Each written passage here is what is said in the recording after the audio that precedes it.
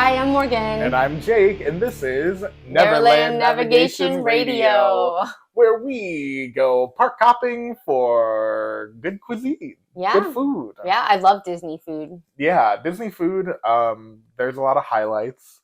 There are some lowlights, but that's not what we're talking about today. Instead, we're going to talk about our personal favorite selection Kind of. from You said not necessarily favorite, not right? necessarily our favorite, but just a certain It's restaurant that we wanted to highlight. favorite is too hard. You're right. It's too much Yeah. pressure. This is a no pressure situation. Yeah, I feel bad when people don't realize that Disney dining is so fantastic. Yeah, there are options that are certainly fantastic. Oh yeah, there are options that are terrible. That's unfortunately why I think the reputation is the way Yeah, it is. right. You Because got to know. there's a lot of options, but I would say there's a good handful in each park and Disney Springs, because we're going to talk about Disney Springs. But there's, a good select few favorites that I always like to direct people to. Agreed. So if Yes, you're yes, yes. not in This is that like certain, handful of highlights, then unfortunately you might experience one of the things that we don't necessarily recommend quite as much. right. So will be kind of like if you came to us and we were your travel advisors and you said, "Hey, I'm going to this park. Where should I eat?" Right. One of these. One of these is good. Yeah. Okay, cool. And we're each going to give a different one, so you got a little variety. You think? I know, because I prepared a couple for each park just in Good. case we I've got overlap. backups too. Oh, good. Yeah. And if we want to throw out a couple Honorable mentions, mentions. but not really get into them. Yeah. I think because it's a no little one will mind. harder. Yeah, it's a little harder if you're last minute.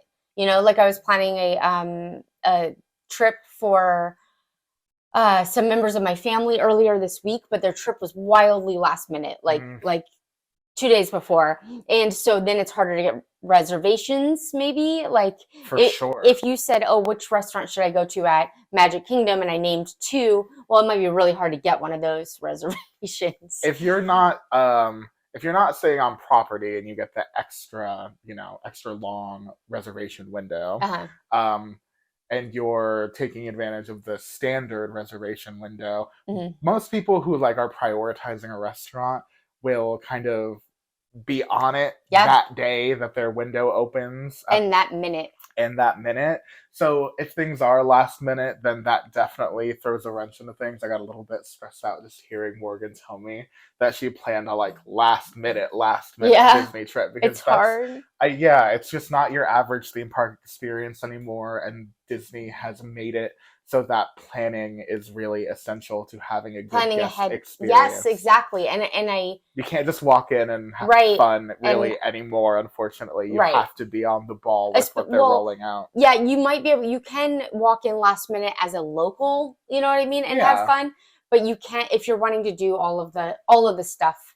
Then no, it just doesn't work like that anymore. So and it's the hard. only reason that you can walk in as a local and have fun is because you're not necessarily packing in your day with all of the things you need to do. You're very casual about what you get to or not get to experience. Exactly. Right. And it's only for that reason. So only for that reason. If you have stuff in your mind that maybe you don't even necessarily realize, oh, I'm going to really feel like I missed out on this. Yeah. You got to get ahead of it now. Right. And take the steps to get that park reservation so you can get your lightning lanes and your virtual queue and your dining reservations.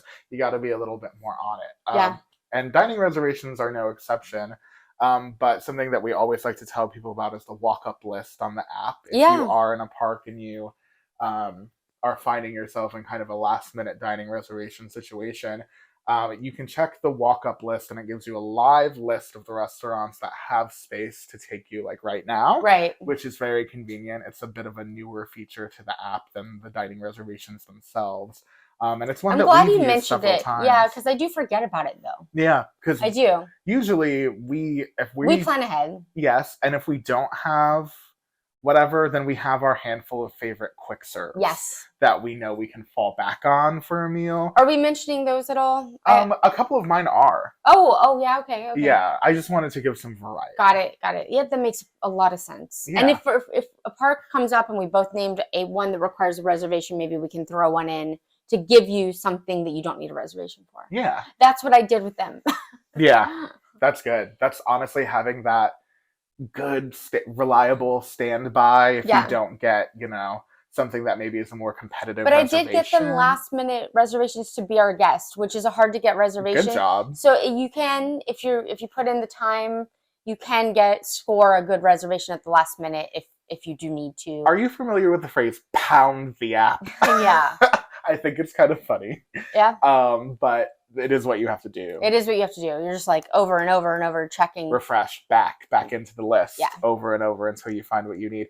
Yeah, it's not fun, but it can be very rewarding. It is work. It is rough. It is tough, but it does get you where you need to. Rewarding. Yep. And honestly, like sometimes stressing ahead of your trip, best to get the stress out of the way when you're at home.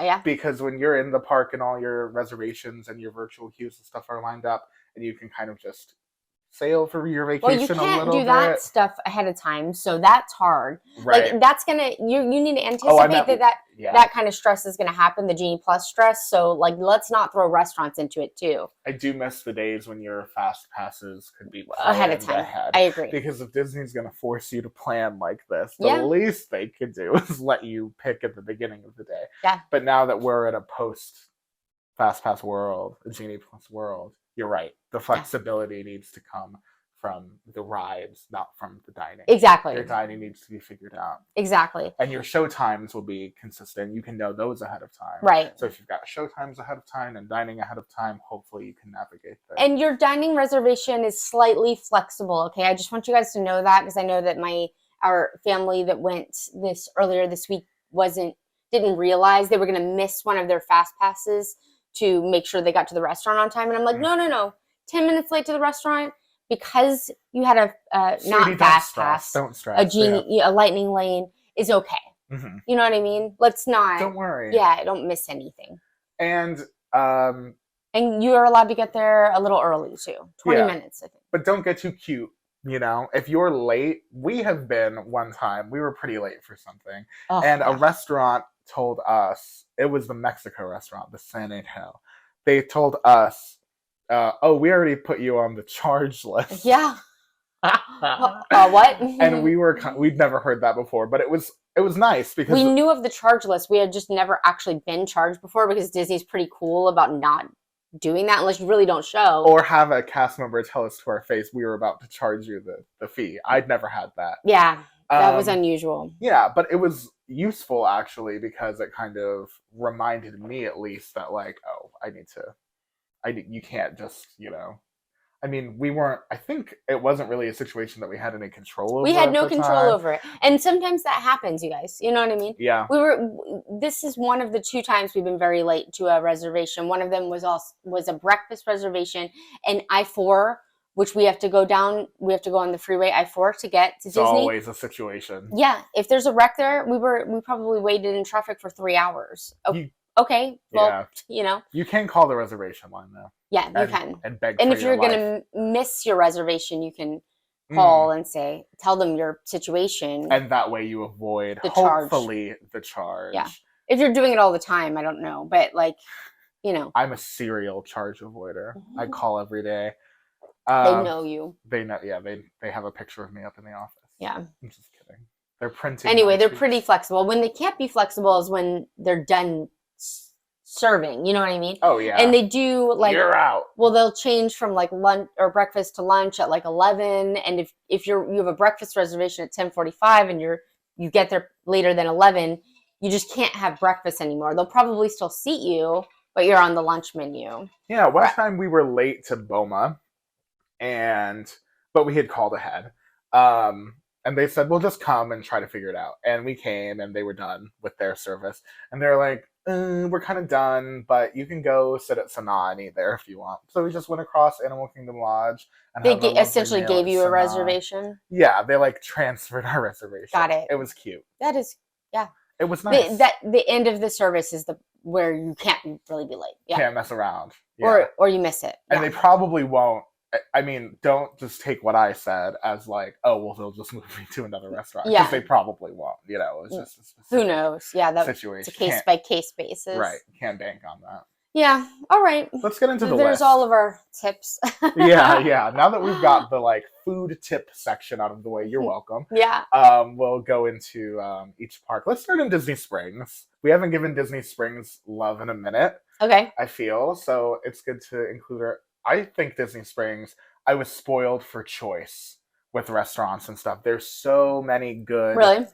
choices. Yeah. Not all necessarily for full meals. I Yeah. feel like there's a lot of great snacks and desserts and sides and stuff in Disney Springs. Yes, yes. I don't feel like none of the Disney Springs sit down restaurants are like my favorite, like in my top 10 sit down restaurants in Disney World. None of those would be in Disney Springs, which is shocking. Yeah. But there are definitely some good ones. Yes. All right. So, would you like me to go first? Yeah, absolutely. Go ahead. Actually, I feel like this might be, well, this is the one that I think might be the only one that you might have also picked. Okay. So I don't want to step on it, so I'm going to let you go first. Okay. And then I'll use it. So if somebody was like, hey, we're going to Disney Springs, where would you suggest we go? My number one suggestion would be Homecoming. Okay, I'm glad I didn't say what I was about to say. Is that what you were going to say? Because that is what I was going to say. Yeah, well, Homecoming is solid. So solid. Yeah, it's good. And I have taken multiple like friends, and I set up Jake's, what was that one? Your the rehearsal? The day of the wedding.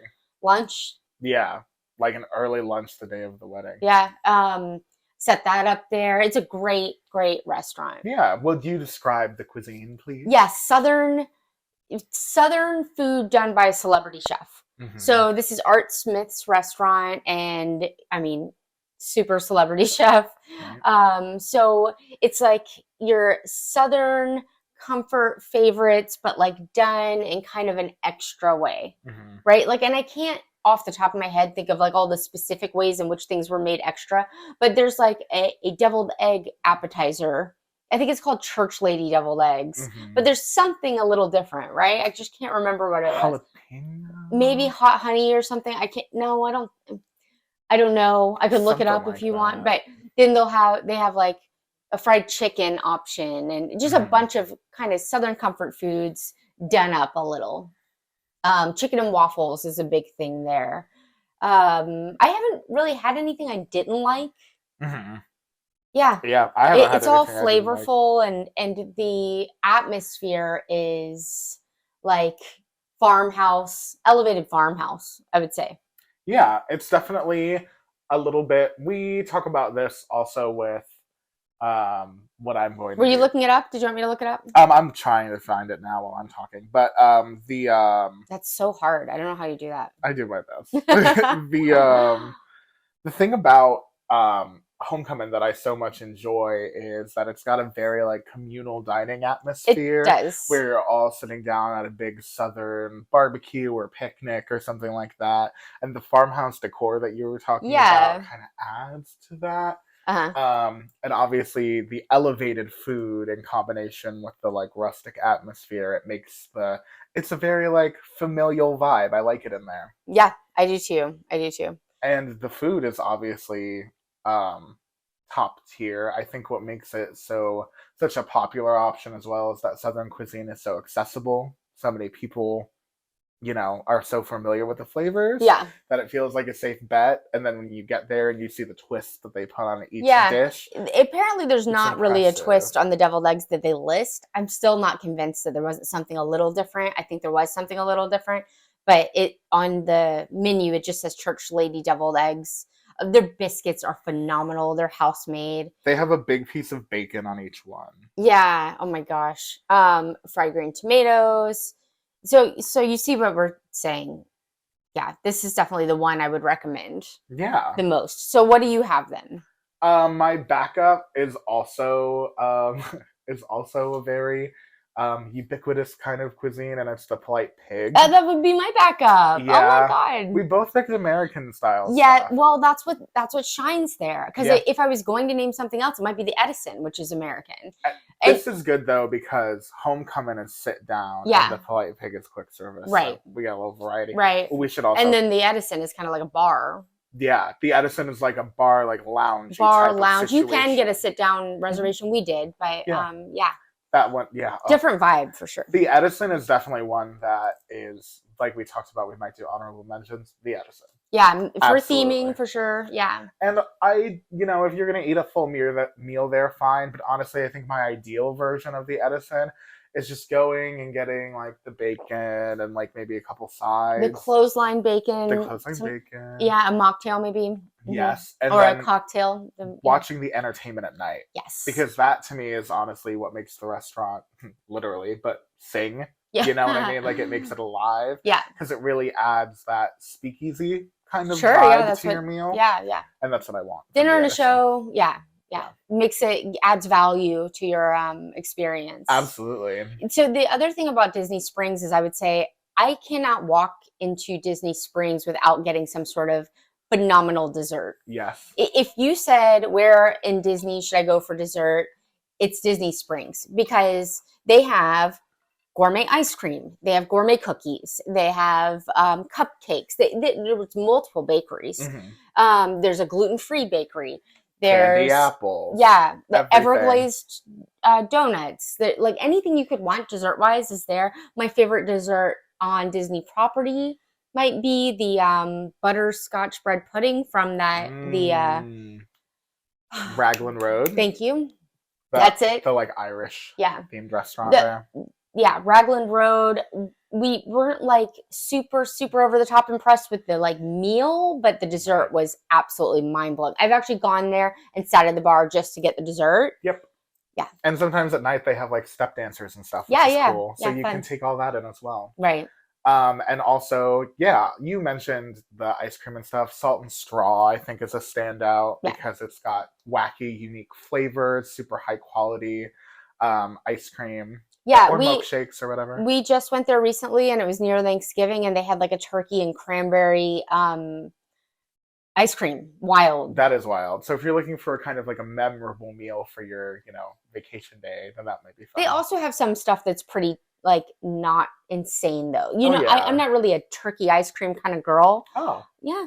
I heard that about you, that you were. But there was one that had cinnamon sugar in it that my dad got. I think he might have said it was churro flavored or something. Oh, yeah. But it tasted like Cinnamon Toast Crunch. Ooh. So that's very appealing to the masses, like right? That? Right? Yeah. Bailey got a honey lavender. Mm-hmm.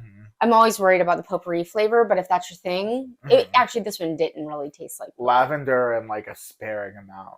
It's like lovely. Yeah. But I feel like we got one time that had pepper or cayenne, which is a pepper, but cumin or coriander maybe. Something like strange. It was strange for ice cream. Yeah. Anyway, Gideon's cookies is the most famous thing there, or they have an actual virtual queue to get a cookie. Yeah. Or whatever. They have like cookies and slices of cake. Yeah, but the cookies cold brew coffee. They have a cookie with pistachios in it that I love. Of course you do. Yeah, I love Morgan's a pistachio. She's not a turkey ice cream kind of girl. She's a pistachio kind of girl. Gideon's Bakehouse. Also, the theming of there is cool. Mm-hmm. So it's a little experience. It's nice. Yeah. If you've got like a goth person in your party, they would love this. If you got Tim Burton fans. Yes, Tim Burton. That's what I was going to say. I don't even think it takes like a goth person, but it's fun. No. The inside is very gothic. You know what I mean? Yeah, it's just well themed. Anyone can enjoy it. But like if you've got... But the cookies are fantastic. Yeah. But there's a lot of also kind of more basic desserts too. Weitzel's pretzels. Well, no. But you could go get a candied apple from like you said, from the Candy Cauldron, or a cupcake from Sprinkles. Yeah. Especially if you're there in June. The Pride Cupcake's the best cupcake. Oh, right. That's your favorite It's my favorite because it's strawberry. It's got the sprinkles. I think that's the last time I was in there. Strawberry frosting. Yeah. Seriously, June. They've got one of those cupcake vending machines, though. That's cool. Yeah. Very cool. Okay, so the Polite Pig. Oh yeah, the Polite Pig. If you can believe that's what we're talking about. The Polite Pig is like a Southern barbecue style situation. They won a Michelin award for quick serve Michelin award. I'm sure you know what I'm talking about. Sorry. Yeah. Oh, that was you. That I was my thought it was watch. me. Nope. It was like a Michelin Critics' Choice Award, which There you is go. different from the Michelin Stars. But it was very cool that they were recognized, and it's because they do authentic style barbecue presented in like just like baskets and paper. It's very like bare bones, rustic and simple, but the flavors really speak for themselves. My favorite thing to get is a trio of sliders Uh-huh. that has like pulled pork and all kinds of stuff. Delicious. The The flavor sandwiches, combinations are yeah. lovely. The barbecue sandwiches are really where it's at there. Yeah. Yeah. And they've got a bunch of like your standard sides that you would expect from a barbecue situation. But this is going to be, as far as quick serve barbecue goes, I think this is going to get you a lot farther than like a Regal Eagle and Epcot type of I think much situation better. or something like that. I think this is just a higher quality, and I would even say the price of those is probably comparable. And I think the Polite Pig is just like such a higher standard of Yeah.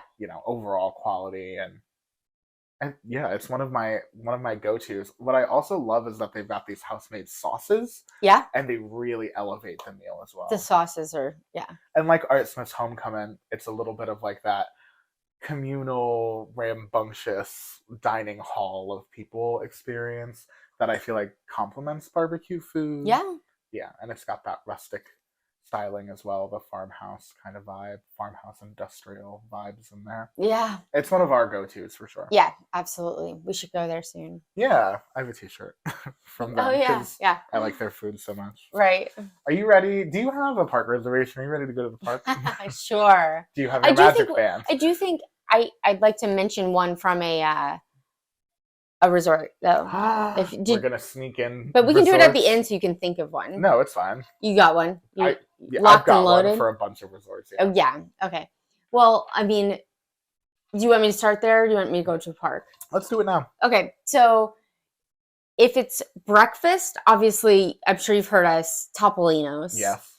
Their breakfast is phenomenal. It's very expensive, but it's character. So it's a meal and a show, and the food is really good. The sour cream waffles are amazing. That's on the top floor of the Riviera Resort. Yeah. Lovely. And then for dinner, I would say the one that I keep recommending because the food is so great and it's also character is the Artist Point storybook dining with Snow White at Artist Point in Wilderness Lodge. Yeah. We've got to go so you can try it. It's so good. It's expensive. There's you meet Snow White and Grumpy and all that, but it's not buffet. It's prefix. Right. But they bring you out like a tree of appetizers for the table, and then same with the desserts where you get multiple. But then you pick your entree. Anyway, Ooh, nice. phenomenal. The food is like German inspired, and then like forest themed. If you can imagine. You telling me about this last time. Yeah. What about you? Set with these really like big trees all around you, so it's like you're eating in the forest, which I think is cool. And if you don't go do something like this, you're probably not going to wind up in Wilderness Lodge unless you're staying there. And I think it's just such a cool resort to like see. Yeah. The Northwest like vibe of it all.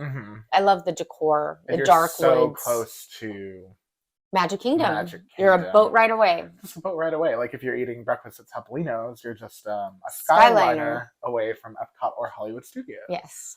Which is why those are, some of our go-tos. Yeah. Because of their close proximity to the parks. We love that. Yeah. Speaking of close proximity to the parks, if you're having an Animal Kingdom day, you can't have it without Boma. Boma breakfast is very good. Yeah, Animal Kingdom Lodge has this restaurant called Boma. It is a breakfast buffet with American classics and then a couple dishes that air more on the side of like African cuisine. And the blend is really interesting and cool. They also serve pog juice, which is like the most delicious juice on property. Yeah. It's so sugary and like it tastes like Hawaiian punch or something, but it's so... Oh, it's better than Hawaiian punch. Yeah, it's fresh. It's nice. But yeah, I look forward to that. So that's good. And then if you're looking for something else, a little bit more on the adventurous side, I would say, you could try Sanaa, which is on the opposite side of Animal Kingdom Lodge. And a fan favorite there is the bread service, where they bring out a bunch of different flavors of naan bread, and then a board full of dips, jams, hummus, all the things you could think of. and you mix and match the flavor combinations of the naan bread and the dips, and that is a great meal. Yeah. You break bread with your friends and your family, and you, ooh, try this with this. And I Yeah. love that kind of meal. So those two they stand out in my mind if we're not talking about Topolino's or, Right. something like that. Yeah. There's a lot of good resort options. Yeah. It's a good thing that we ate so close to the parks. So now we can just, slide right in. Yeah. Yeah. Should we go opposite chronology and start at Animal Kingdom? Sure. Our newest friend. Okay. Let's have a wild meal. Where are you eating? Do you want me to start? Yeah. Oh, you started last time. I Yes. can start this time. Let's be equitable. I picked Satuli Canteen. Okay. Because I thought you wouldn't pick it, and because it's one of my personal favorites. Because you know what I'm picking. I do know what you're picking, and I would pick it too. But it's not a quick serve, and I want to get a quick serve on here. So let's get it. This is, in my opinion, my go-to quick serve at Animal Kingdom. In my opinion, the one I'm going to mention and the one Jake is talking about now are your two options in Animal Kingdom. Yeah. Well, I mean, Flame Tree's okay. Flame Tree's good. You know what? Flame Tree barbecue. It's not Polite Pig, but it's right. But on a scale, I would say it's Polite Pig, Flame Tree barbecue, Regal Eagle. Sure. You know what I mean? Yeah. So maybe I had a bad experience. Last time we ate at Regal Eagle, I was just like, this is just okay. Same. So yeah, we could try it again. But last time I ate at Flame Tree, I enjoyed it, and perhaps that has something to do with the fact that the outdoor seating there is like a beautiful, grand view of the park. Yes. Of the water and all the beautiful trees. If you do it right. You got to keep going. Don't sit at the first table. It is an extensive seating area, so you can find a really pretty spot to sit and eat your barbecue food. But I didn't pick that. I picked Satuli Canteen, which is the quick serve restaurant in Pandora, the world of Avatar, over at Animal Kingdom. What I like about this is high quality ingredients and options that you normally wouldn't find at a theme park, I think are what are the hallmarks of what makes this restaurant interesting. Yeah, you can get something flavorful that isn't fried from a quick serve. Absolutely. They have protein bowls, so you don't get me wrong. Protein. I love fried stuff. Oh, who does? Oh yeah, our Disney Springs list proved that. Yeah, okay, absolutely. Good. But you pick a protein bowl at Satuli Canteen as one of the options, and you pick your base like rice or I think quinoa and stuff like that, and then you pick a protein and you could get tofu even, you know. And all the toppings. They and have those boba balls that they use as a topping in those that are kind of cool. You don't pick the toppings, you pick the sauce, but yeah. Right. I'm saying it comes with the toppings, but you get all that, which is pretty good. Yeah. Or you can they have a bunch of salads, or you can get cheeseburger pods if you're, looking for a little bit more of a comfort food type of moment, or you've got kids. Comfort food with a twist, maybe. Yeah. Like a little bit different than your normal, cheeseburger situation. Definitely more theme parky and fun. But also I really like the setting in there. There's like a whole backstory where they converted a mess hall from a camp from the overtakers of this country, and then the people took it back and redecorated it and stuff, and I'm like, okay, go off with your quick serve backstory. I like it. I love it. I mean, it's expensive. I love the details. I love the story. Yeah, and I don't even think it's the kind of thing where unless you were looking at the stuff on the walls while you wait, you would even necessarily learn about the story. 95% of the people that eat there don't have any idea that there's a backstory. They didn't see the Pandora opening day special with Joe Rohde. They missed it. They didn't have it. They didn't have their reminder set. Speaking of which, subscribe to the Neverland Navigation YouTube channel, and you can click the bell in the middle of the podcast. Get a reminder anytime we post something new, so you can stay on top of it. Yeah. All right, that's where I'm eating. Where are you eating? Yak and Yeti. He knew. It's good. Yeah. It's surprisingly good because I would have expected, if you told me that this is what I would be picking back before I had tried it, I would be like, no, that's a Landry's restaurant. Landry's owns Rainforest Cafe. We keep trying.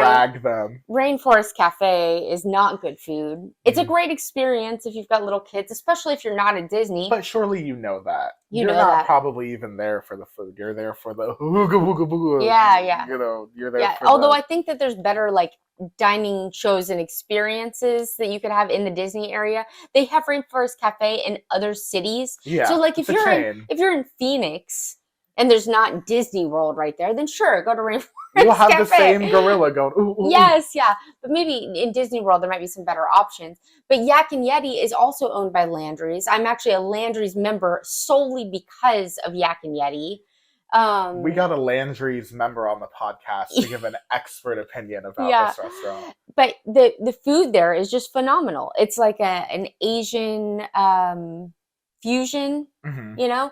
And so like the ahi tuna nachos, Now, which is like those are the star. yeah. And Jake doesn't even love seafood. No. But they're like wonton chip nachos and then ahi tuna and then like the cabbage and a bunch of stuff in this amazing sauce that ties it all together. Textures, the flavors, the Mhm. sauces. It is such a dynamic Yeah. meal. We generally, my family, when we go, we buy a bunch of the appetizers in small plates and just split a bunch of stuff.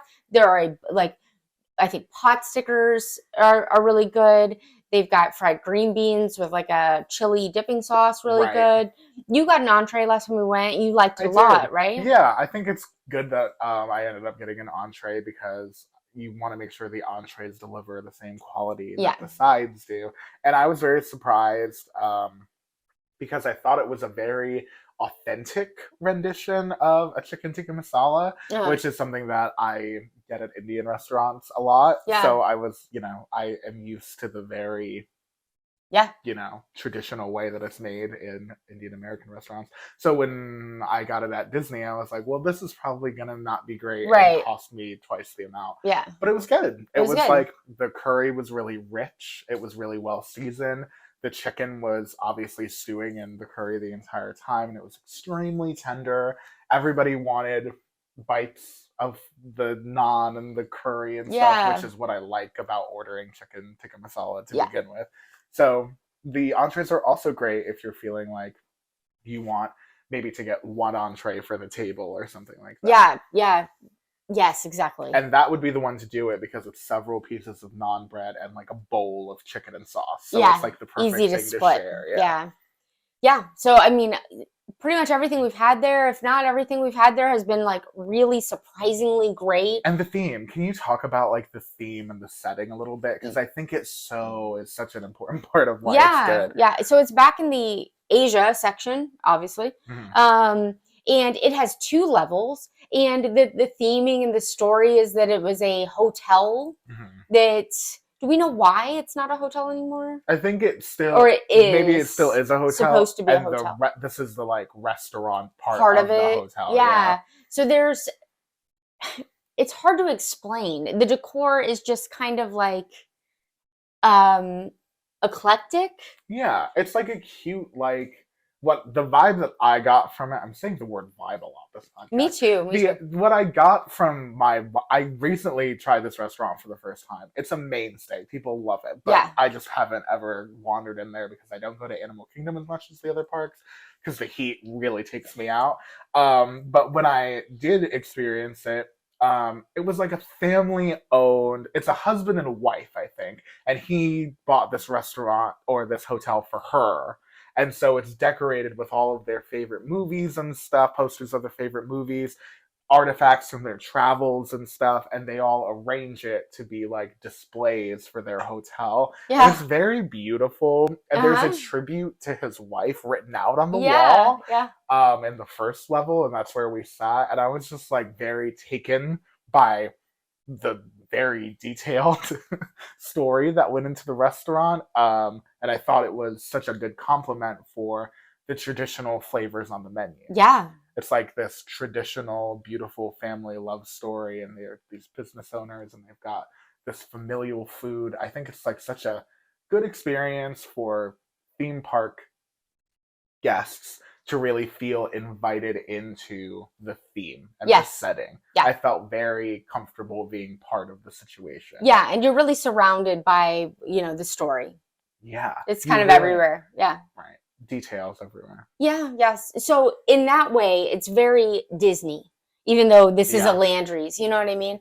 It feels like it's got the backstory. Like I hate. I mean, I'm sorry that I'm still dogging on Rainforest Cafe, but like doesn't that feels kind of like, okay, it's a bunch of animals. You know what I mean? It's not like a thought out story, and there's not really a story to be had there. Right. But with this, it feels like Disney because it's like a restaurant with a backstory. Right. It's got that detailed story arc element. Right. That those details is what makes the Disney difference. Yes. And as far as I know, this is the only Yak and Yeti in the world where most of Landry's restaurants are, there's a bunch of them all over. I think this is the only one. And of course it makes sense because it's near Expedition Everest with the Yeti, Yak and Yeti, Yeah, maybe I'll do a little research, but it feels to me that this is like operated by Landry's but conceptualized by Imagineering. I wouldn't be surprised. Because it just feels like, how when you're in the Asia section, you just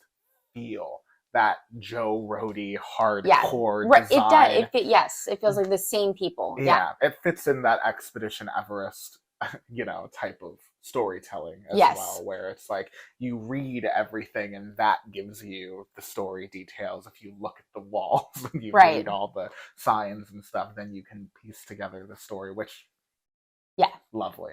Yeah, the Yak and Yeti also has a quick serve option.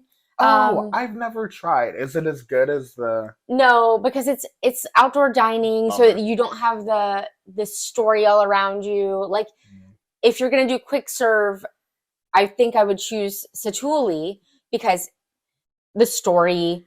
Also, Satuli is indoor, which is like a really lovely thing to behold when you're sweating and like dealing with Animal Kingdom heat. Oh, let me tell you. When you step into that climate controlled environment, it really is great at Animal Kingdom. Right. Yak and Yeti quick serve is all outdoor, and it's like a walk up to order and then go find a seat outdoors, so it's not really themed. And my favorite parts of the Yak and Yeti menu are not on the quick serve. You could get like fried rice or an egg roll, and those might be, I'm not saying that's not something you should do, but to me it seems like a snack. Right. I think you could also get like an entree of like sweet and sour chicken or something. Mm-hmm. But if it were me, I would do either the sit down or Satuli and then maybe go by there for a snack because, having an egg roll in Asia is kind of fun. Yeah. Yeah. And now you know.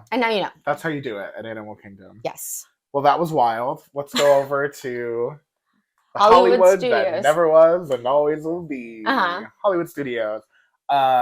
Now, this is a park that I would call cuisine challenged.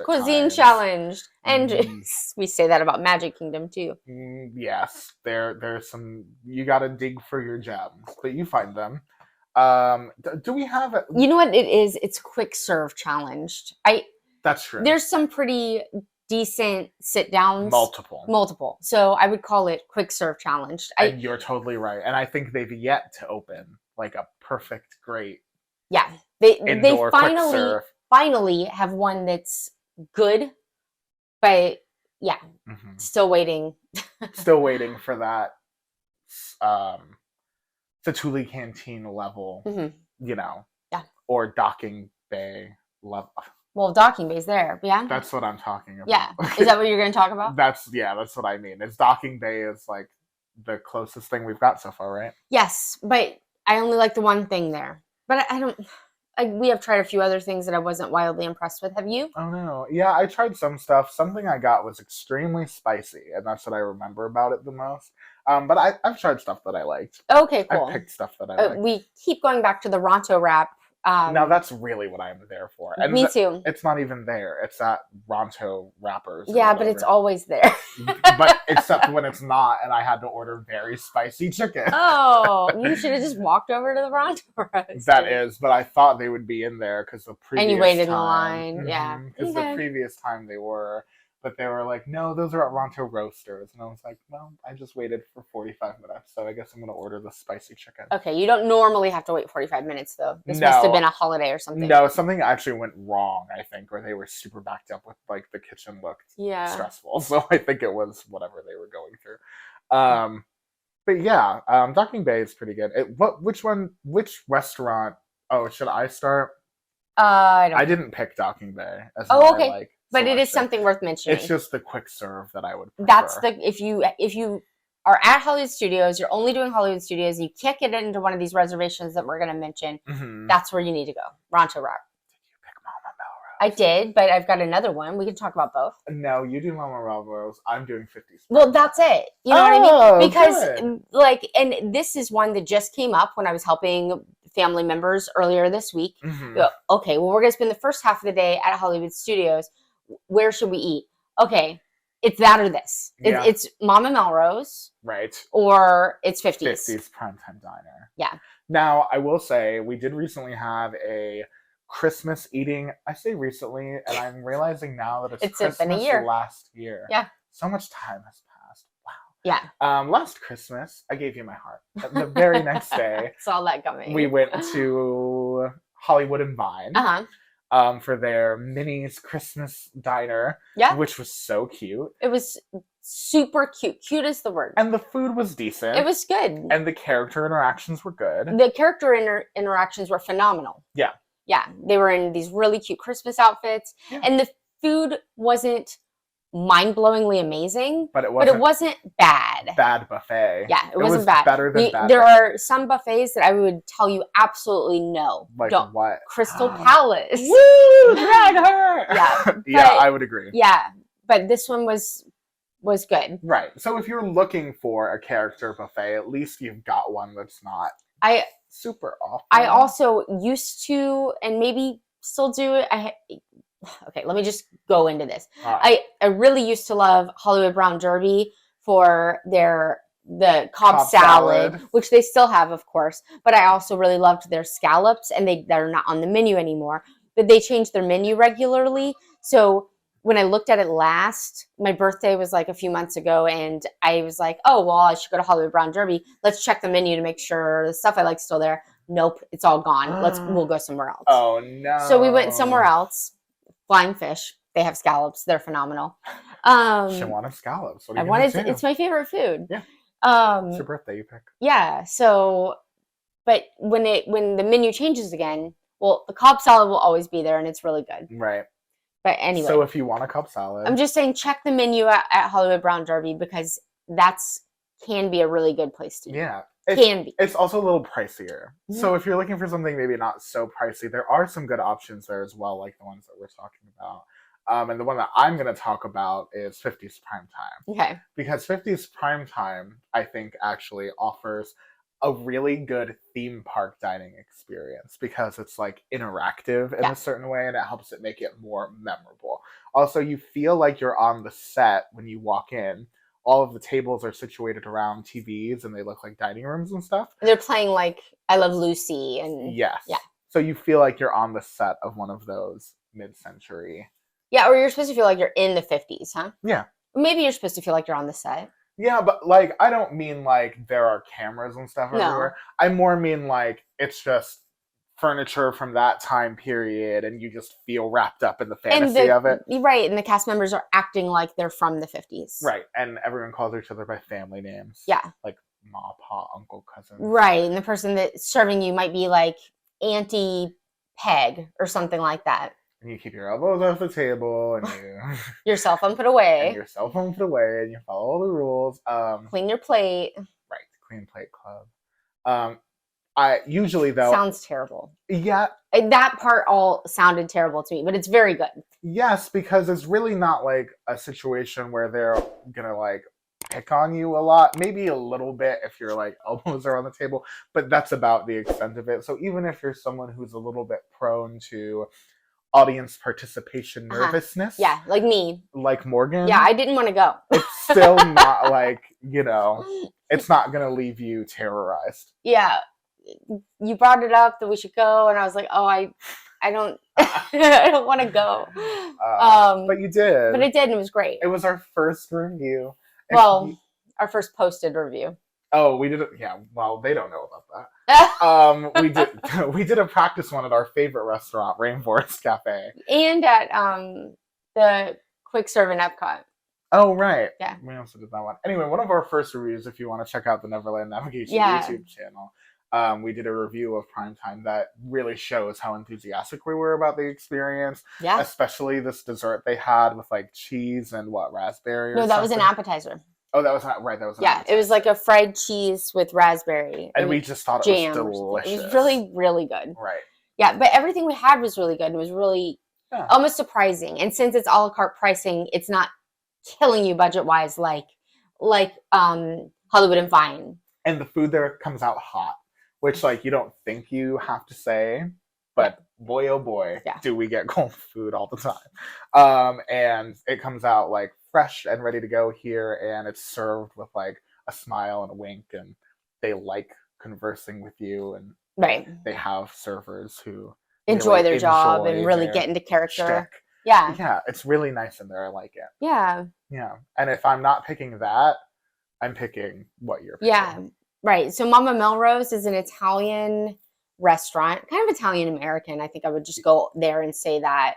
You're not going to get crazy authentic, but super fun. Buffalo mozzarella from the countryside. Yeah, not at no Mama Melrose. Okay. No. So it's over by Muppet Vision 3D. You're already in the right area. Yeah, in kind of that Christmassy section, and the vibe is like a New York Italian restaurant. Yeah. So there are like movie posters all over the wall. There are in Italian. Yes, in Italian. There are string lights all over the ceiling. They're white, not like Christmas, but it all the greatest hits are there. Yeah. Wine bottles, fake plants, vines, string lights, brick walls. But fun stuff to look at everywhere. Yeah. Yes, in a very New York classic. Yeah. Italian restaurant from a mobster movie. Yes. Kind of way. Yes. And then the food is good. It's again, this one's not like knock your socks off good, but between the ambiance and the food and kind of the value, because again, you're at an a la carte price and it's just not crazy, Big old portion. Yeah. Big old portion. You can get like chicken parmesan. You can get pasta. I got a pan-seared salmon one time that was really, really good. Yeah. And you'll walk out with a box because there's so much food. It's it's not I would say it's like above Olive Garden level. Mm-hmm. And it's consistent. It's hot. It's good. It's good flavors. The tomato sauce doesn't taste like it's canned. Right. I'm comparing this to other restaurants. For example, what's that one on Main Street with the lady in the tramp situation? Yeah, Tony's Town Square. Tony's Town Square. The sauce to me there isn't my favorite. We had one good experience and one bad experience there. Right. So, I mean, it's hard. Yes, but the sauce is one thing that I thought could use improvement. You thought it both seemed times. Canned? I don't know. At Tony's? Perhaps just not as fresh as I experienced at Mama Melrose. And I've had dinner there multiple times now, and every time I'm like, well, this is a lot of food, which is good value. I feel like the ingredients are pretty fresh. I feel like it's just a little bit above a quick service price-wise, which is really, really kind of the selling point almost. They hope you're ordering wine. Yeah. That's But since we don't, it's like... I'm just saying, you could go get a quick serve burger for $15 or pasta for $22. Yeah. Sit down. Anyway. And it's good. Yeah, it's good. And most of your quick service options are not good right. at Hollywood Studios. So yes. This might, yes. This might be good for you. It's been a while since we've tried a lot of the quick serves in Hollywood Studios, but that's because we've had multiple negative experiences with the ones that are like on the path down to Tower of Terror. Yeah. The one next to Star Tours. Yeah, all of that. I will say there's a newer restaurant, Hollywood Studios, that we haven't tried yet. I've been bugging Jake. Eventually I'll get him to go with me. Woody's Roundup Barbecue. I can't wait to try that. Another So I entry can't into tell the you. barbecue wars. Can't tell you if Yeah. it's gonna, but I like the idea of it. Although this one's another expensive one because it's a prefix cost. Yeah. Yeah. We'll get around to her. Mm-hmm. Yeah. Okay. Okay. Does that wrap up Hollywood Studios? Yeah. I can't think of anything else that I need to mention. Well, let's hop on the Skylighter. Okay. And go over to Epcot. The hardest one to make decisions. Experimental prototype cuisine of tomorrow. There's so many choices. Yeah. The World Showcase, first of all, is the largest bevy of good dining options at Walt Disney World, yeah. I think. I do. I agree. But there's also some garbage in there. There is. You've got to know where to look. We recently had a meal in the China Pavilion. Oh, yeah. Okay. What is the name of Nine Dragons? Yes, Nine Dragons. Nine Dragons restaurant. And I genuinely think I had the worst Disney sit-down meal of my entire life there. It was shockingly bad. So that's... it's important to talk to your friends like us and get some dining reservations that are worth the bang from your buck from the people who have experienced both ends of that spectrum. Yeah, let us waste our money.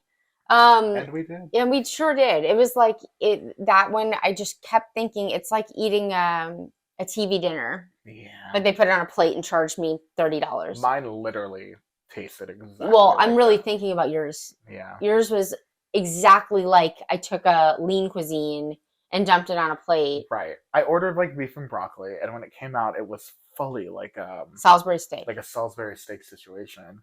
I just wasn't. Was it beef and broccoli? I think something or like Mongolian that. Beef or something beef. But it was it was genuinely like objectively so yeah.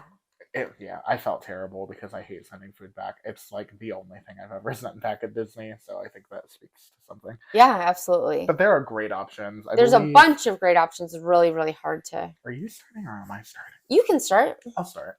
We're, At Epcot, I've got to talk about Beer Garden. Okay, great. I love Beer Garden. You went to Beer Garden pretty recently, didn't you? No, we changed our mind last minute. Oh, that's right. We went there once to see Neil Patrick Harris. He wasn't in the Beer Garden. He was at... Yeah, he was doing the Christmas... what do you call that? Candlelight processional. Thank you. I'm so glad your brain worked. Yeah. Well, our powers combined. Right. We'll get there. Yeah. He was doing the candlelight processional. Jake and I and our families booked that and then booked dinner with it. It's a thing you can do, which gets you like front row. Right. Not VIP, front row, but VIP seating. Yeah. You were just guaranteed a spot. You don't have to wait in that horrendous line. Yeah. Was that the last time we were there? Oh my God. I don't even want to talk about that. Maybe. Okay. Maybe. It's 2 years ago. 3, maybe more. But anyway. But it's still, they haven't changed anything, I don't think. Like the menu or anything. Every time I look at it, it's the same. The Beer Garden is one of those simulated outdoor environments that I love that Disney does, where it's like you're in a German village and they have a false sky painted above you. Yeah. Something that I think Disney does exceptionally well. And I think Beer Garden, it's played to great effect because they have this little stage where people come and dance and play instruments and things. And it's German cuisine in the German pavilion with German entertainment. And it just makes you feel like you're in this little European village experiencing this meal with your family. It really feels like you're traveling when you're there. Yeah. You know what I mean? It's just such a it's like the Mexico Pavilion. It's such a fully themed experience. I got it. I got my phone. I do this every episode. Yeah. It's such like a family travel like experience to be having this shared meal. You do sit with strangers. Yeah, that's the part I don't love. Yeah, because it's like communal dining or whatever. So the tables seat, like, I want to say 8 people. Right. And so if you're a party of 2 or a party of 4, you're going to be put with some other people. Yeah. So that I would say is some people love that. Yeah, they really do. Yeah, I don't like that. Social. Yeah. Well, I just think when I'm eating, I find it hard to find like a socially great dynamic for how much I'm supposed to eat and how much I'm supposed to talk and not have enough. Especially at a buffet. It's just something to worry about. You know what I mean? Like at Yeah. a buffet, I don't want to worry about other people at the table judging me for going back for my third plate. Lord knows I'm judging myself enough. Yes, exactly. But also there was one time that we went and were seated, and the people we were sat with, the girl, one of the girls at our table was like fall down drunk. Like stupid drunk. And I don't want to sit with somebody that's like in that level of it really negatively affected the experience for me. So I will say that's a thing. If there's a park where that's going to happen, unfortunately it is Epcot. Yeah. Yeah, but honestly, the reason I put it on the list is because I like the food. Good. Yeah. It's not really the kind of food that you experience on a day-to-day basis in America, unless you're a German American person that's cooking your own food, really, because because there's not a lot of like German restaurants and cuisine and stuff. So it's one of our only chances to experience the theme park version of German food, and it's just obviously like a very protein meaty comfort food kind of situation with the balance of like and pretzel rolls and starches and yeasty rolls. I like pretzel rolls a lot. Yeah. Wow. Those are nice. Yeah. It's good. The food's good. Buffet, so it's a little on the expensive side, but it's good to have a good buffet option. It's not character. If you're looking for character, you could try Askerhus, which is the Norway princess dining situation. Yeah. Did you say that right? I don't know. I always say Akershaus. I did my best. Yeah, me too. You know what I'm talking There's about. also Garden Grill for characters. There's also Garden Grill for characters, which we thought was actually pretty good last time we tried it. Did we? Yeah, we thought it was decent. Okay. Yeah. Okay. Well, I think it's a little overpriced since they took away. I definitely think it's overpriced. I don't even really want to get into this being a negative, but Garden Grill is very nostalgic for me, so I love it. Points for that. I went there when I was a kid. I love that your atmosphere is constantly changing because you're slowly spinning, very, very insanely slowly spinning. The characters are in cute costumes, and then like the theming is fun, but the food is just okay. Yeah, I agree. They used to have catfish on the menu, not like as part of the stuff they would bring out. And it was like done in such a flavorful, wonderful way that it was really, really good. And since they took that away, it hasn't been somewhere that I've only gone that one time we went. Right. Since they took the catfish away, because it was like, Honestly, I think you're paying for the novelty of eating in the Living with the Land attraction. Yes. And the characters. And obviously the characters and their cute farm costumes are fun. I do think it's definitely overpriced. I do think the food could be, first of all, I would like a little bit more variety on that more menu. Flavor, yeah. And then second of all, I think the preparation could be done with more flavor. But it's really good for the kind of people that exactly. Yeah. If you need like a comfort food dining experience, you're safe. This is family it's style, safe. All you can eat, safety. Yeah. You don't want me to mention another garbage one, right? No, mention another good one. Okay. Which one did I? Oh, I put Spice Road on my. This is what you picked? Yes. I didn't talk about Via Napoli because I thought you were going to. Well, we could talk about Via Napoli. That's what we wound up switching from Beer Garden to. Because I want to hear why you picked Spice Road. Because it's like we did love it. Yes, the food is really good. It's easy to get a reservation there because it's like kind of a hidden gem. Right. And it's a little bit on like the budget friendly side. You're right. I'm looking for more flavor than like Garden Grill, and Spice Road really delivers. It's small plates, so you get to try a whole bunch of stuff. We always eat like that. Like Jake gets something and I get something and Michael gets something and Bailey gets something and then we swap. Yeah. So we always eat like that, but it's cool here because you're almost forced to. Right. Yeah. It's the preferred. But it was really hard for me because I love so many.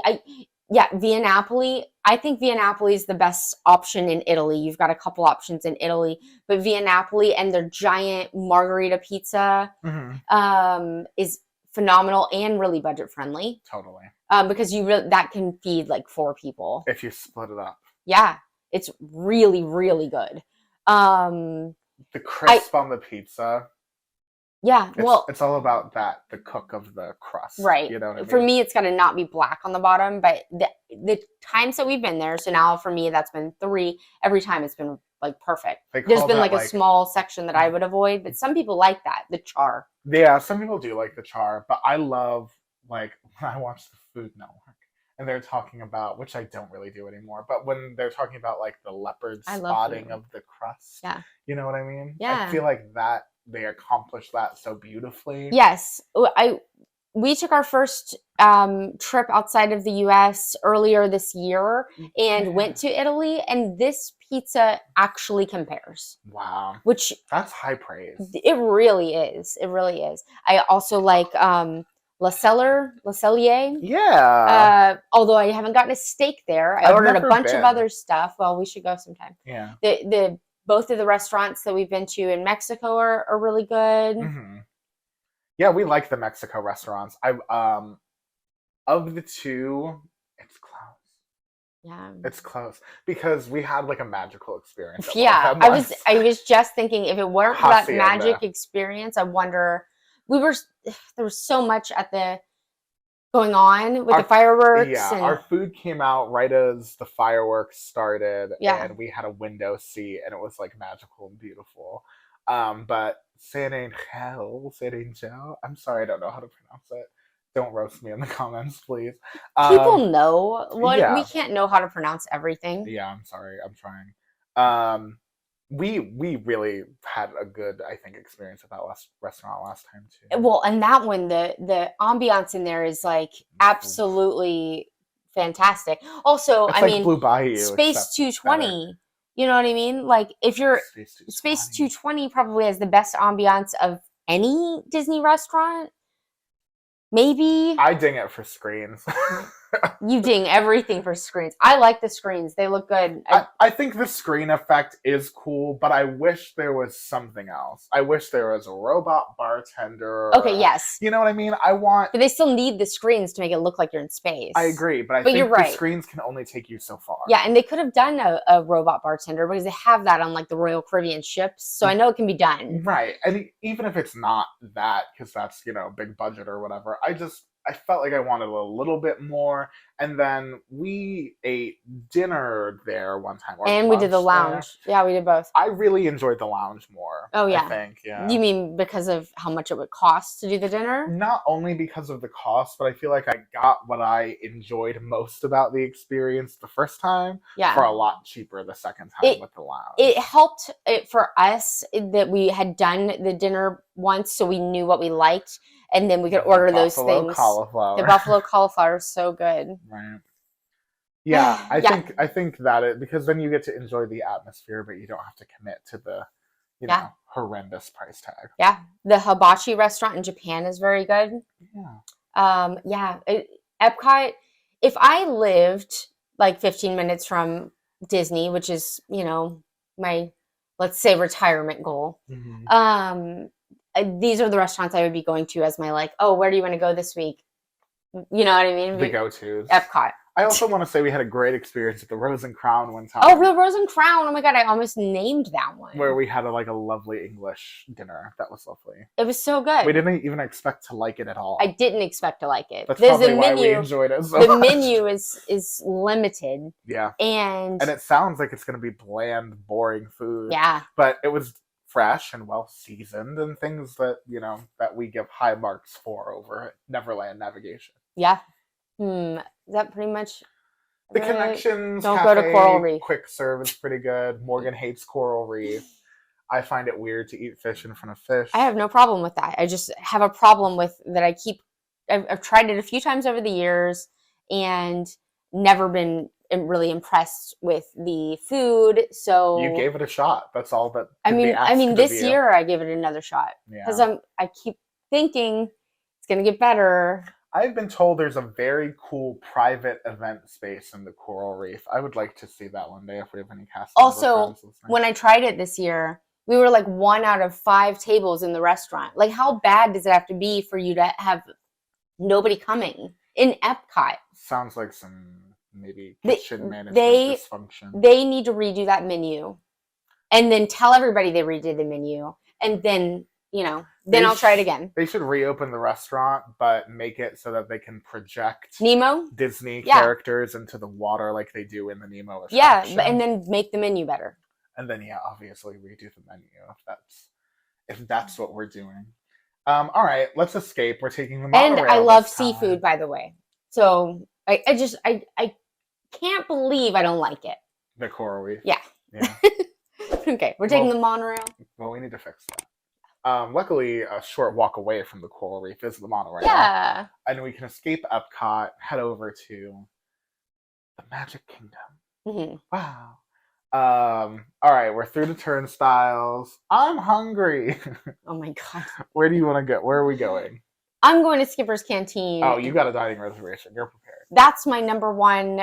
Oh, where should we eat in Magic Kingdom? And I said this earlier this week. There are a lot of terrible options for dining at Magic Kingdom. We're not going to name them because we already have on this podcast a lot. Yeah. Okay. A lot of times, I think. I will say the bright spots, though, are they're consistent. So you can get a good meal. You just have to know where to go. And you can, the bad ones are consistently bad. So right. So we'll talk about our favorites. Yes. You're talking about Skipper's Canteen. Skipper's Canteen is Jungle Cruise themed. Yeah. And so the theming is awesome. This is one where you could probably spend 6 hours in there and not see everything, like while it's empty. I mean, because there's just stuff everywhere. It's got this big backstory that I've mentioned before on the podcast, so I'm not going to go all the way into it, but it's got a very fun backstory that's tied to the Jungle Cruise. And then the food is different, it's got it's fusion. It's got cuisine from the countries that are represented in the Jungle Cruise. So like Africa, Asia, kind of inspired flavors. Yes. All together. But there's some stuff that would also please probably somebody that wasn't so adventurous, like tastes like chicken because it is like a fried chicken breast. It's boneless, which is not, I guess, ideal flavor-wise when you're talking about fried chicken. But then it's got like some sort of a drizzle over it, like a chili, sweet and spicy kind of drizzle that you can get on the side. I think it's boneless because they know that's going to be the safe option. Yeah, maybe. So if your children are ordering that, they're expecting them to order the chicken boneless without the sauce on top. Yeah. You know what I mean? Right, sure. They know the deal.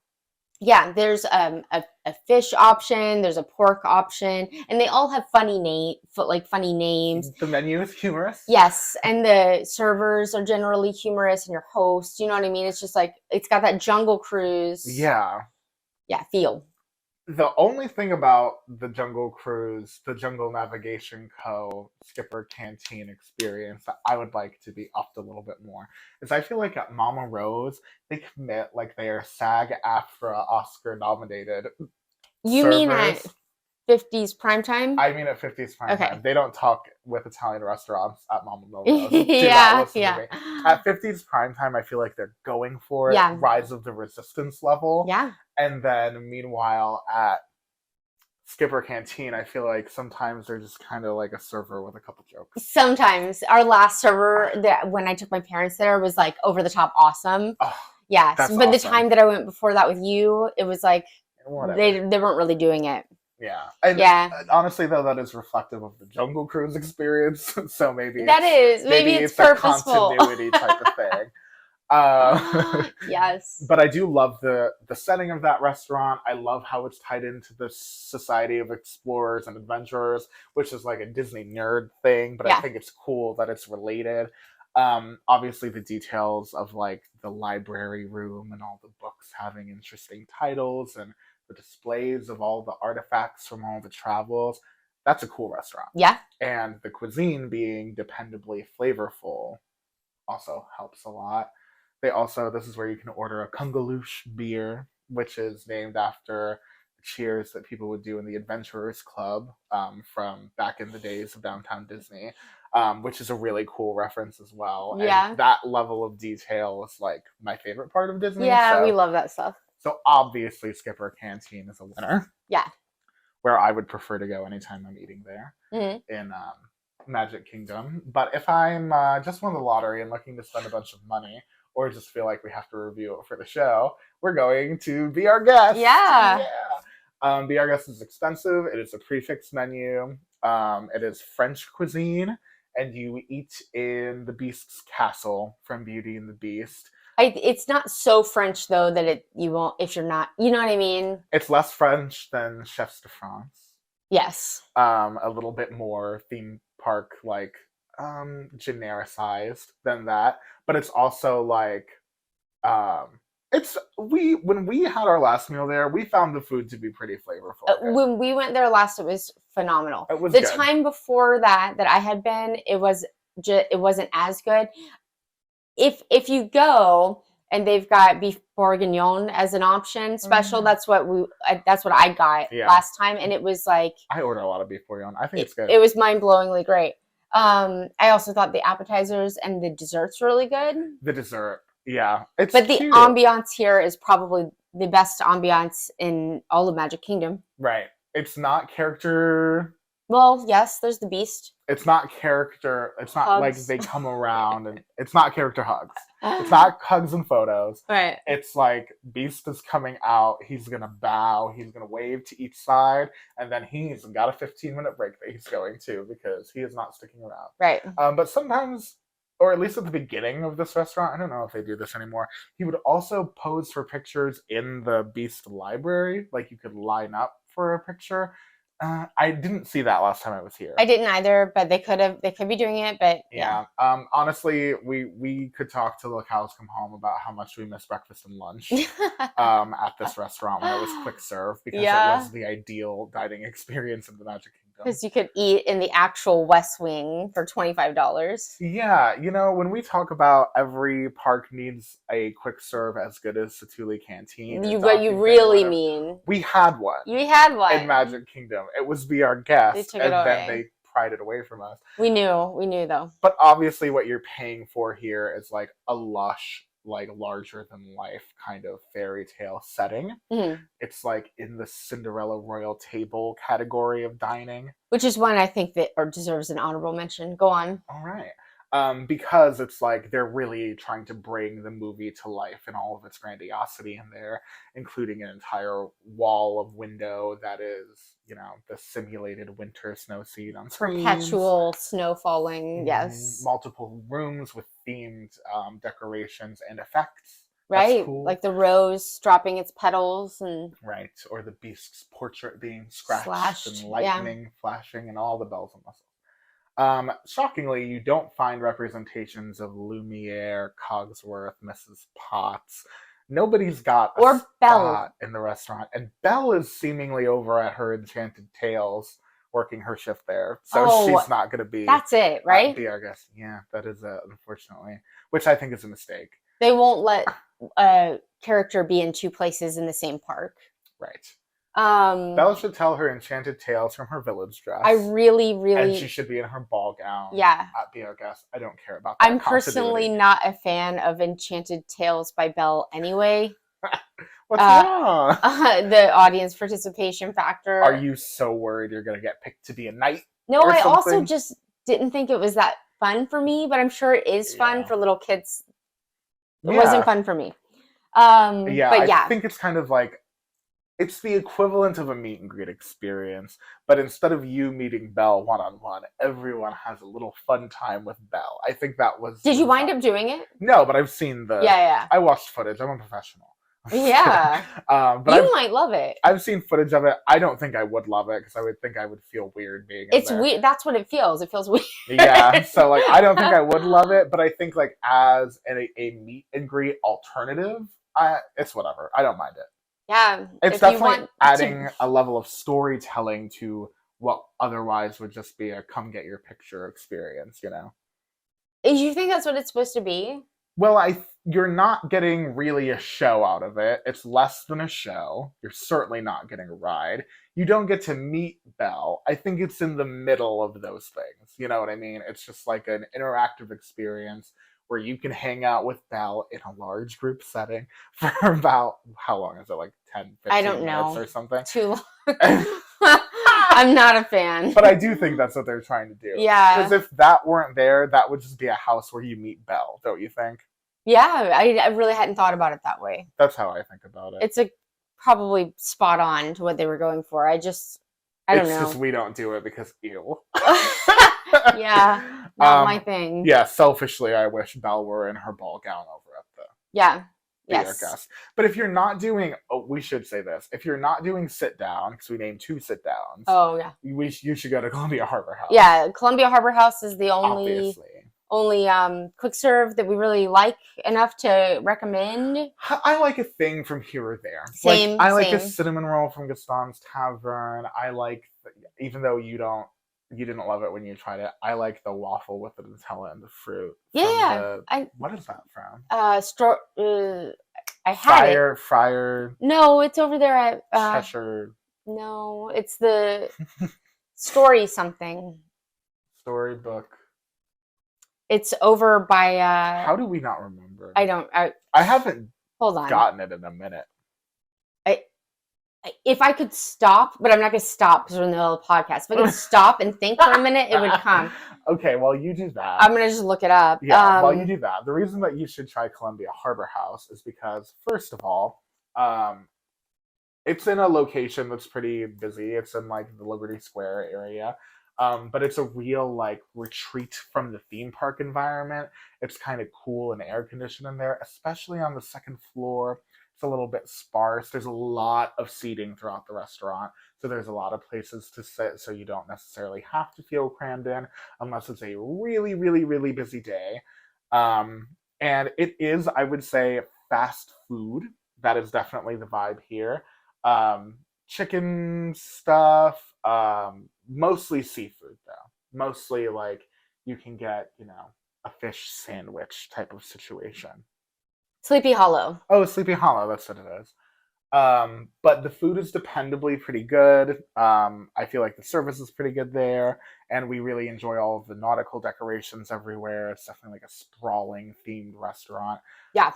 So for all of those reasons, Columbia Harbor House is probably our quick serve pick from the Magic Kingdom. Yeah, I mean, I like Casey's Corner, but I really never go because of the line. Yeah. And we don't sit in there. We grab our stuff and go because it's so crowded. It's so crowded. You really can't. Inside, it's so crowded because the Emporium is so crowded. Yeah. And then on the outside, everyone is fighting for a seat by that piano player. Everyone's fighting for a seat at those umbrella seats. I would just rather. I also love an ice cream from across the street there. Ooh, the Plaza ice cream shop. Yeah. Wow, that's a good way to watch the fireworks. Yeah. So either you're grabbing ice cream from the Plaza ice cream shop or corn dog nuggets. Corn dog nuggets from Casey's. Those are like, in my opinion, I want those for fireworks snacks, not for a meal. And when they do their crazy foot-long hot dogs with mac and cheese on top and stuff, I just think it's a lot. It's just not good theme park food. I was like, where is this going? I just don't think I didn't know if it'd be something you were down to like try. I would be down to try it for the show, but like I would try it for the show person, too. But I feel like if I was on vacation and I'm eating that, I'm gonna feel horrible. You're gonna feel horrible, and you're gonna have mac and cheese all over your shirt because that's messy. Because you can't not. Have it's messy. Yeah, if you like a turkey leg, this park is the place to get it. Girl. Well, a lot of people love the turkey leg. Yeah, it's definitely like and then Dole Whip. An iconic go-to snack. Oh, how did we not talk about Dole Whip? Yeah. Aloha Isle and can't get it. Oh yeah, that's where you get it. Yeah. Aloha Isle. And then Sunshine Tree Terrace is where you get the citrus stuff. Yeah, those are definitely like, I mean, now almost must-do snacks. Yes. Yeah. And now you can find them kind of you can buy it in the frozen food section now. But I think at Disney, when you're, waiting in line for the tiki room or whatever, I think that's just the right place to eat a Dole Whip. And it's delicious and refreshing and dairy-free on a hot, hot, hot Florida day. Jumping back real quick, Cinderella's Royal Table Breakfast was one of the best breakfasts that I've had. Crazy expensive. What is the food that they serve? It's not buffet. It's more like the prefix kind of situation, like Topolino's. Okay. And the food I feel like was similar to Topolino's, where it's a step up.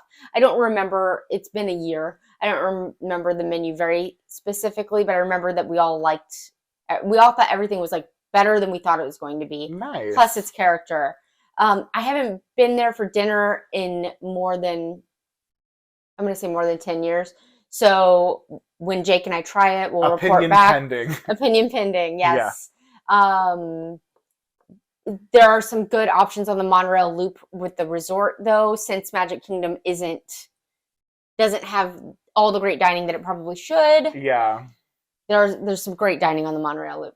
Yeah, Kona Cafe at for breakfast is really good. Or Steakhouse 71. Steakhouse 71 for breakfast. For breakfast. Is the go-to. Yeah. Ohana. At the Contemporary. Ohana at the Polynesian. Mm-hmm. And then we generally like the food at Grand Floridian Cafe. The Grand Floridian Cafe. I think it's like a low-key hidden gem. Yeah. It's not all the bells and whistles. I went there for dinner pretty good food 2 nights ago. And the dinner wasn't as good as the brunch. Oh, no. Yeah. That is unfortunate to hear. I think sometimes when they get a little busy at the dinner service, I think I would rather have it for lunch or something, you know what I mean? Because I feel like they're overwhelmed. And they weren't busy. Yeah, it just wasn't. The menu was totally different. And have they changed the menu? No, the dinner menu is completely different than the brunch menu, even though the brunch menu has a lot of like dinnery stuff. Oh, okay. But at the lunch menu, at the dinner menu, the things that I liked were like the fried chicken, the salmon, that kind of stuff. So the salmon's what I wanted, believe it or not. And I asked her because they had salmon on the menu, but it was yucca. I don't know if I said that right. And I said, is this similar to the miso glazed salmon that you guys used to have? And she said, oh, well, we still have that for brunch. And no, it's not the same at all. Oh, okay. So maybe not for dinner, but it was fine. It just wasn't. I wouldn't recommend it. Okay, well that's okay because if it's a good, brunch option or whatever, yeah, let's recommend it for brunch. Yeah, if you're doing the monorail loop for dinner, maybe Ohana. Oh yeah, Ohana. It's got a beautiful view of the castle. Everybody goes wild for the Ohana noodles. That's their like signature dish, I would say. Yeah. That's family style now, or is that? Yeah. Well, yes, it's family style. I've only been and they for come breakfast. Around with like, yes, we should. God, I cannot believe that. I just haven't been in the Polynesian very much. It's very. I'm mentally making notes of where I need to take you. Let me tell you guys something. Those deluxe resorts are expensive. Yeah. Eating there is expensive. Staying there is beyond my dreams. So, you know what I mean? Although I think that like Kona Cafe breakfast is very reasonable. That actually is. Steakhouse 71 breakfast, very reasonable. Even the Grand The dinners, the dinner, yes. Pretty reasonable. The dinners, not as much. That's what I mean. Like, if you're going there for dinner, you're talking about like at least there's 50, nowhere 60 there's more. None of those that I can think of will have a reasonably priced dinner, except for maybe Grand Floridian Cafe, but I don't think I would really check out Skipper Canteen, girl. Just get your good dining reservation. That's where you it's almost a must, you guys. I just and if you can't make that happen, then I guess you're stuck with quick serve at the Columbia Harbor. I don't know what to tell you. Or spend a little bit more for one of these. Be our guest, Cinderella Royal Table, if you or Ohana, or Ohana. And I think honestly, of those situations, what would you rather do? Fun game. What would you rather do? Ohana, Be Our Guest, Cinderella Royal Table. Well, I haven't had Cinderella's Royal Table since they updated the menu. Forget about it. Be Our Guest or Ohana, because these are honestly going to be comparable price points. Maybe. Oh my gosh, those are both really good. Probably Be Our Guest because of the atmosphere. Yep. What if it's fireworks at Ohana? Here I am. Then maybe Ohana. Oh, all right. They're both. Those are pretty. They're both stupid expensive. Yeah. But good. Honestly, I think and they both have a cool ambiance. Valuable information for them. But the ambiance at Ohana really is only cool during the fireworks. I mean, it has a beautiful view, but other than that, maybe sunset. Ooh, do Lilo and Stitch come out? Because no, Lilo and Stitch are breakfast only. Is that weird? That's weird. I know. I feel like they're doing that wrong. Yeah. Come on. I'll do it. Yeah. I'll be Lilo. Anyway. Wait, that's a character, right? Not like an actor. Yeah. Okay, cool. I'm not like wearing a wig, but like I'll do the character. What do you mean? Like, does it have a mat, like a Yeah, I'm full-on saying it's mask? not like a person in a Lilo dress and a wig. I Is have it? no idea. I don't think I so. will put money on it's a I like think the I've seen yes, I do. pictures of I'm her. sure. I'm sure. Okay, Now I that I just think wanted about to it, double check. they do some cool things in I'm not doing Ohana. Lilo drag. Like somebody's playing like a ukulele and singing songs Oh. live, so it's like live music that's in this Hawaiian kind of theme. I like that. Yeah, I like it too. Okay, we've talked about Ohana enough. I think that's it. Yeah. Do we have any other special mentions? I could go on and on. I know. There's a lot so of resort much. stuff that we didn't even get into, and it's like. But I think we have. Did we do a resort dining episode? I don't think so. I think we should. I think we'll put it on the list. Yeah. Resort dining faves. We touched on a couple here, but I think we could expand. Yeah. We certainly have eaten that enough to talk about it all. And you guys get to, first of all, if you'd like to see our dining reviews, the Neverland Navigation YouTube channel is where all of that is at. Yes. So if you'd like to consider some of these options on a more extensive and yeah, you level, see pictures and stuff like that. Yeah. Yeah, where we rate every category of our dining experience and provide pictures and sometimes footage of us awkwardly eating. All of that can be found on our YouTube channel and the video version of the podcast. Yeah. So if you subscribe there and like this video, we would appreciate it. Yep, that helps us out. Yeah, we're also on Instagram at Neverland Navco. Yes, and TikTok at the same. Yeah, Neverland Navco. And guess what? What?